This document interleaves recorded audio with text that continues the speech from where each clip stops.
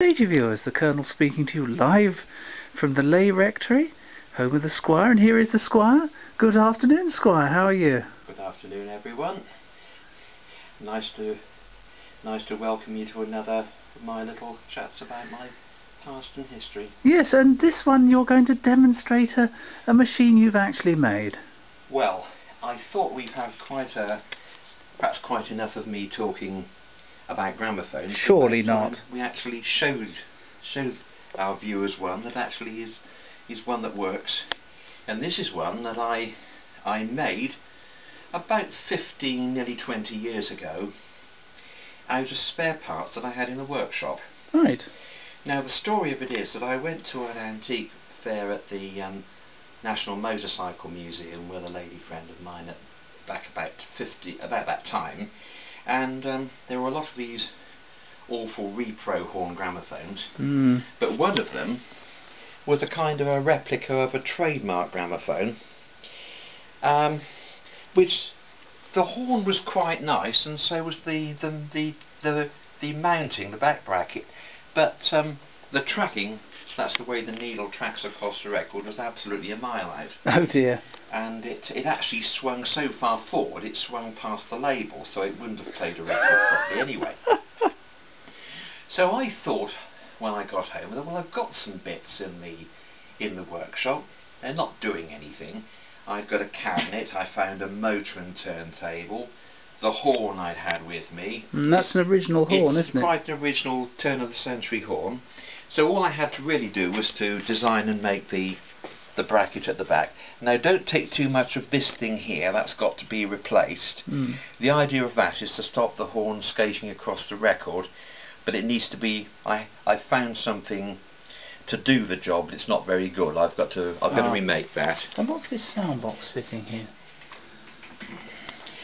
Well, the sound box actually is a long throat Columbia sound box. What's they call sound analysing, isn't it? That's right, yes. And the needle is held in with this spring clip here. You put the needle in and press the button and it clips the needle. They are very good sound boxes. They allow a lot more flexibility of sound because it's sprung rather than screwed into place. Exactly, and the other thing is this whole sound box fitting unscrews at the end of the horn. Oh, I see. So you could unscrew that and perhaps fit a different part in there. What was the original maker of that horn? Is that it looks like a sort of zonophone, or even... It's one I'm not familiar with. You see, if I take it off, that is the fitting.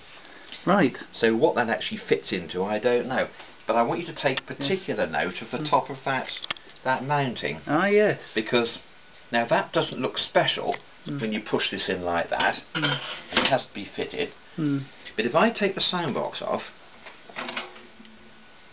it's like that. Now that means there's no weight to the horn on the record. No, it's perfect balance. So the only weight of the record on the record is the weight of the sound box.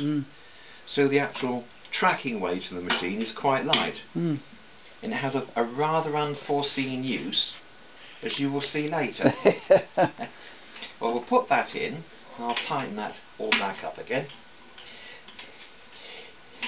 Now the other thing that's interesting about this one that I managed to incorporate, if you wouldn't mind just showing the back again, is there is a wing nut there. Yes. And this can be adjusted in and out. Oh, I see. Which alters the position of the sound box. Of course. You can either bring it forward or bring it back a bit. And you can also turn it one way or the other to get it balancing properly. All things I sort of worked into the general idea. So it has an awful lot of flexibility. It's got a lot of flexibility. As you're about to demonstrate, I believe. I'd seen these before and I thought, well, I wonder if I could do something and actually upgrade them and make them just just a little bit more versatile. And I should stress to people, no parts have been permanently damaged by this. They could all be reused again. Well, nothing was broken up to make it. They were purely and simply spare parts. What is the motor, by the way? It's a Calaro, fairly straightforward Calaro out of a portable. You've made this break by the look of it. No, it's one. Now, actually, that was off of a table grand. And I don't know quite why they did it, but that actually came through the side of the cabinet. Oh dear. So you can actually turn the knob and shut the motor off without lifting the lid. Aeolian vocalions and duophones have similar things, don't they? But I think this actual one was a nameless one, but it was so riddled with woodworm it couldn't keep the cabinet at all if it had it. Well, what we'll do now, the Colonel has very kindly lent me a very early record. This is a Berliner. It's made by Emil Berliner's Gramophone company. There we go, viewers. It's not a 7-inch 45. No, it's definitely a very early record. I would guess, judging by the style, it to be about 1900, 1901. It's a well-known song called Dolly Gray, sung by Mr. Leo Stormont. Whoa. So here we go. We will try a bit of this one. Now then.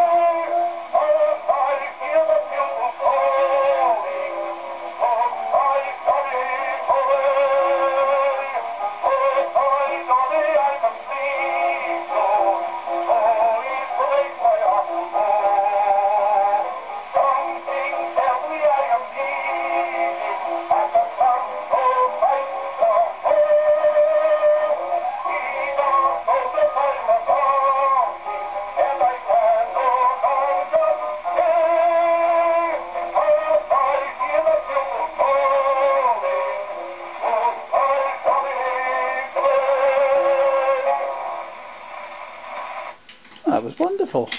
It's not bad for a record made roughly about 1900. It's quite remarkable. 114 years old, whatever. I know. Well, now other things. Now, what else can you play on this machine? Well, now, the other thing I can do is I can change the sound box, and I can show you a very, very different sort of record. So let's take the sound box off. Now, where have I put it again?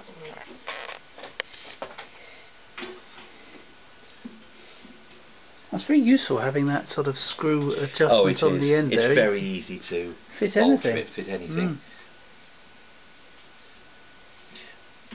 Well, now, those of you who aren't familiar, what I've actually fitted now is a sound box for playing Pathe records.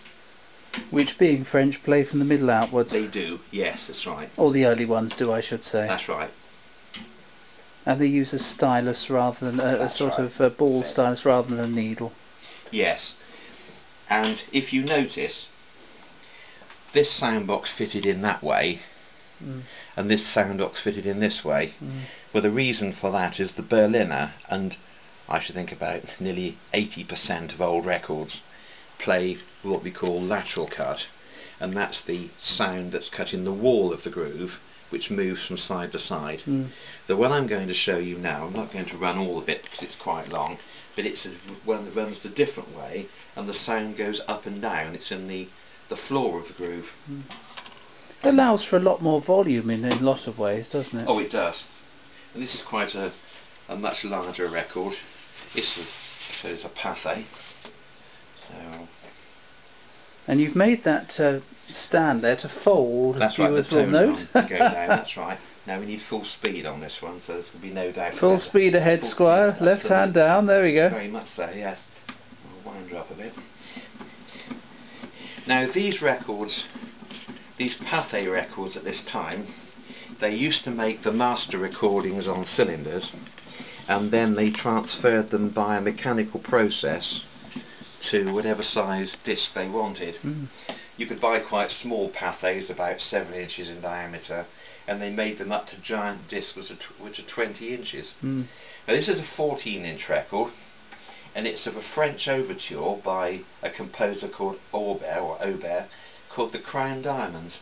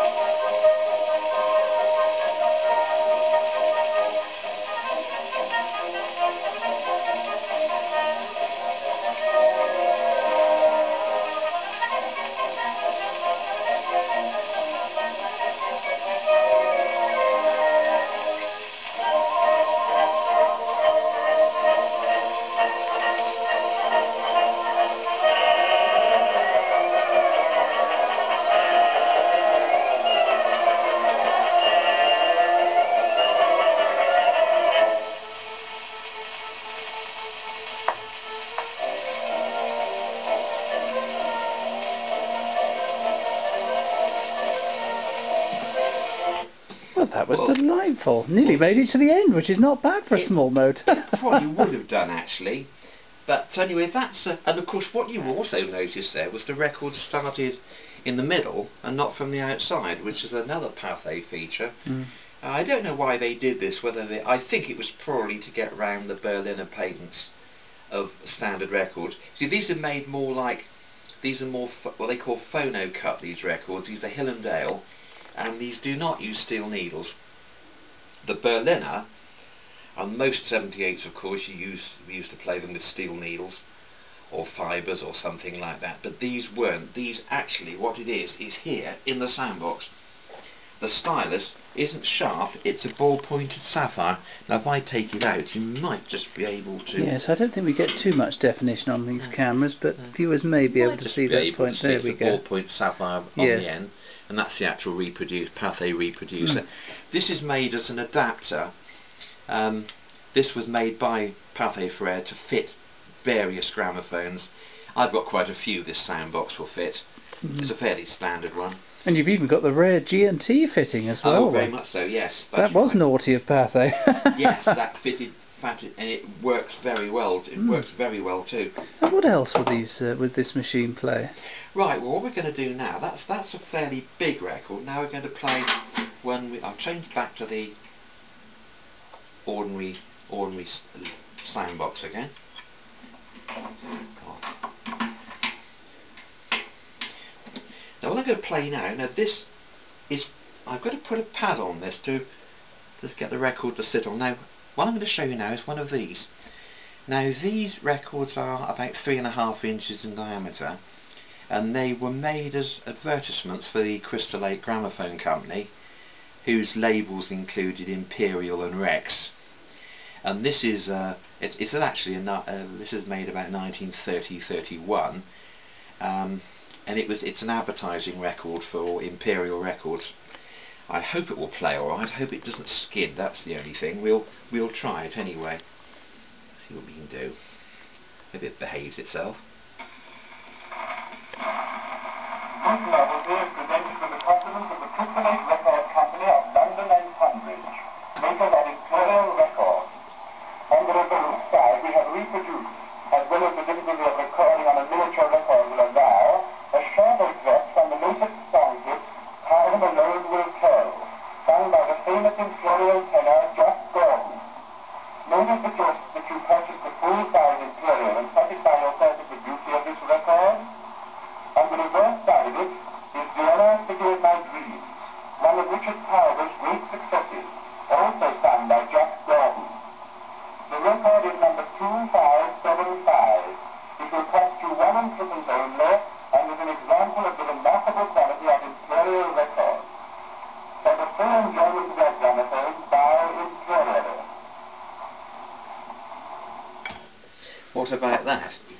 wonderful. Where was the extract from the record? I didn't hear it. That's on the other side. Oh, I see. Yes, they just give an extract of the full-size record on the other side of the song. Ah, right. I was waiting for it. I thought, well, they're running out of grooves, but that was wonderful. That went straight the way through that. I know. Yes, I was a bit afraid it was going to skid on that because it needs a bit better. Because that turntable is quite dished in the middle and it really needs a bit better. Well, in case people don't realise, underneath here there's actually a sort of large boss. The turntable screws in from the top, so it's a bit of a pain, really. Fine for ordinary records, but not so great for small ones. No, indeed. You appear to be changing the needle there, Squire. Yes, I think we'd better perhaps do that. Now, what I'm going to do next... Now, this is definitely something that this wasn't intended to do. And you shouldn't do it at home unless you know what you're doing. No, indeed. The record that I'm going to play next is a very large one. I've got to try and see if I can get the speed somewhere right. Now then, this will be very... I think it's probably about there. To judge, what's 33? Probably about there. Now, wind-up gramophones aren't really supposed to play slow-speed records, but I have here a very large record, and I'm going to have to, in fact, what did we say I've got to do? Put a record on underneath, hadn't I, to play this one? That's it. Let's see if I can get away with this 158 record. Doesn't matter what it is, anything will do. No, one of these things will be on. Let's see if this will do it. You have to sort of improvise sometimes. Now I'm going to show you a very large record now. Will that go on there? I think it will. Will it clear the brake? Yes. Now I'll have to hold the end of the record or it'll just run down. Now what I have here is, I may have mentioned in an earlier one of our earlier discussions, records for the early talking films. Well, now this is a 16-inch diameter record. It was made around about 1929 when one of the main systems for cinema films was sound on disc. Now what we have here is a single-sided record which is cut at 33 RPM, and it's designed to run for the whole length of a reel of film, so it gives between 8 and 10 minutes playing time. Now I don't know if the Colonel can look at this here, but you can just see there. Where is it now? Yes. Make sure it's in the. Make sure I have got it in the right place. Yes, it's all engraved by the title of the film. Oh, that record's going underneath. Oh, that's the start there. Hold on. Never mind, we'll get there in a minute.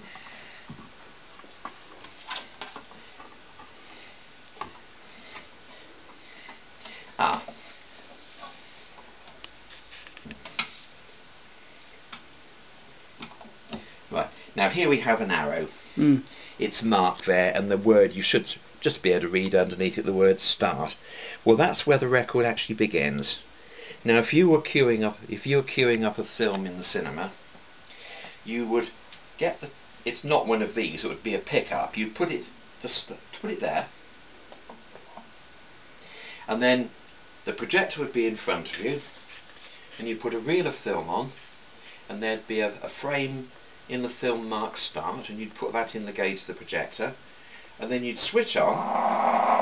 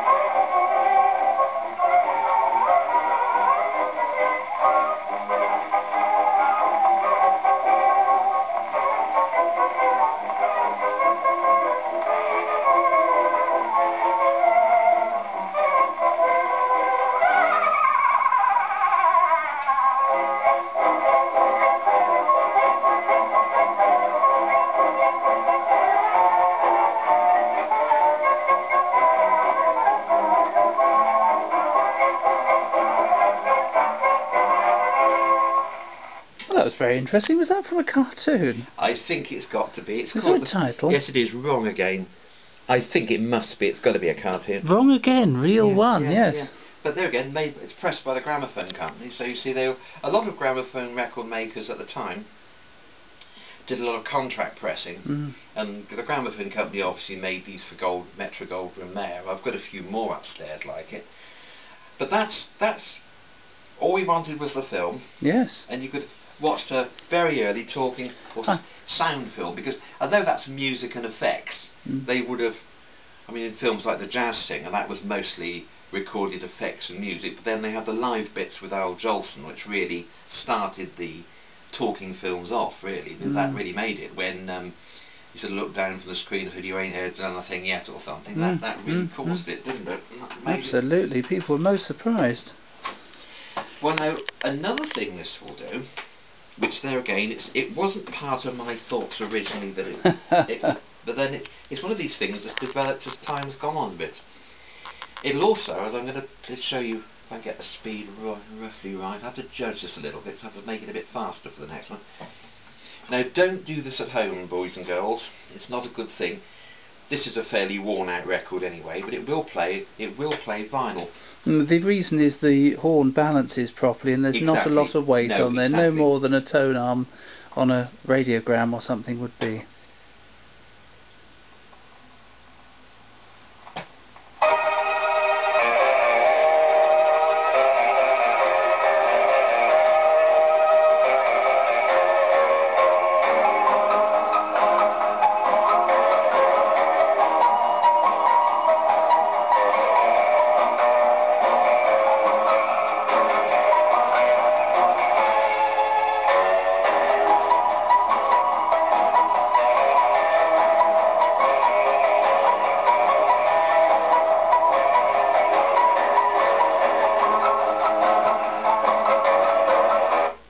That tune isn't from Jukebox Jury. It is Jukebox Jury. Yeah, I only know that, viewers, because my parents were very keen on that sort of music. Yes.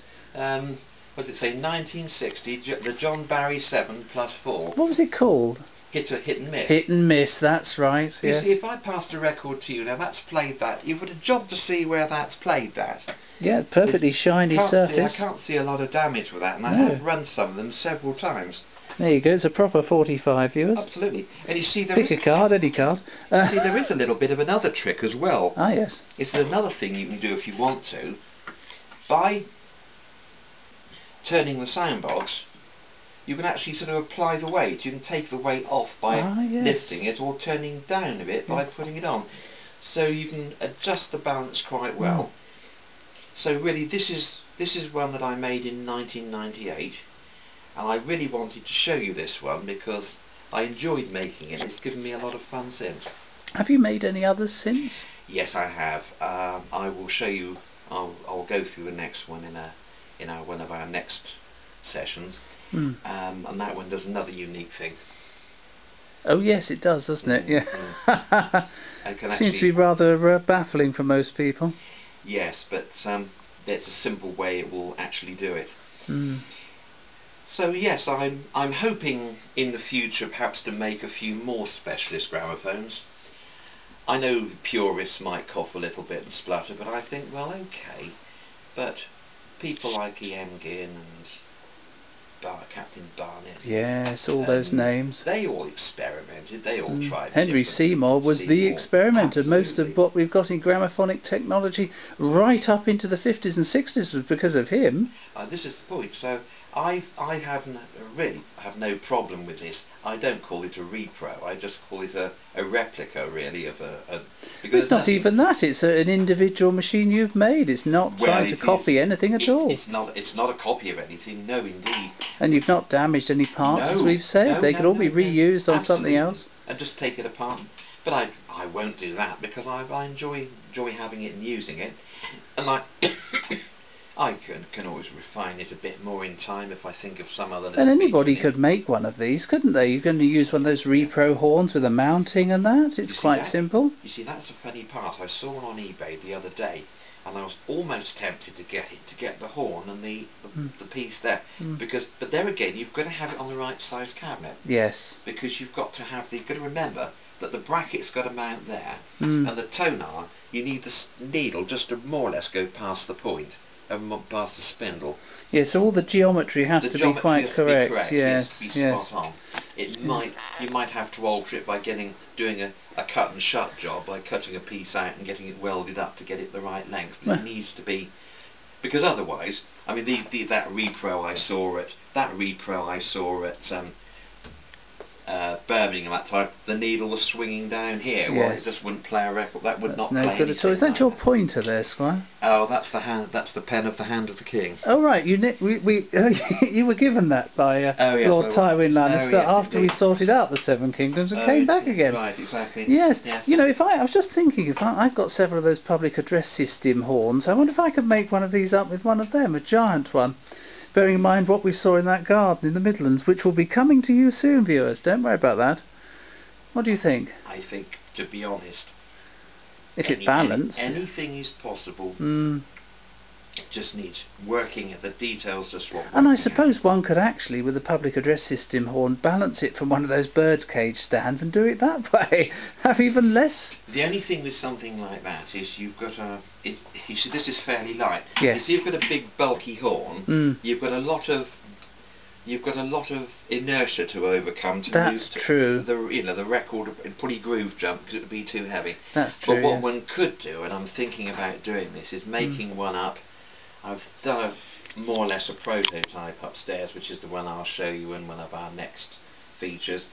And I'm thinking about doing one with some extra plumbing on that you would actually couple up big extra horns onto. So you had the gramophone would sort of channel at the back with two outlets, and then put two horns on there. They did do gramophones You could- with more than one horn. You years could ago. almost plumb it up with taps and bits of garden hose to horns, couldn't you? And then undo the tap and Well, let the sound out instead Well, of water. there's no earthly reason why not. It's one of the ideas I've got, actually. I believe it's called in the modern parlance a steampunk, Squire. Oh, so I don't know, something of the sort. No, I've never heard of it either. Steam runs traction engines and kettles, as far as I'm concerned. Well, there's a lot of hot air about in other places, as far as I've heard. I get so fed up of all the hot air that goes on today. I like to get my head out in the fresh air to get away from it. Yes, quite a lot of nonsense. That's why the country's in the state it's in, sadly. Golly, Stupidity. They need a bit of the old cold steel, don't they? They do indeed. They yes. don't like it often. Well, some of them do. Well, thank you very much indeed for demonstrating that machine to us, Squire. Hopefully we've all learnt something from that. And we hope to hear from you soon. Thank you, viewers, and thank you, Squire. Thank you very much. I do hope you're enjoying this, and bye-bye. Thank you. Goodbye.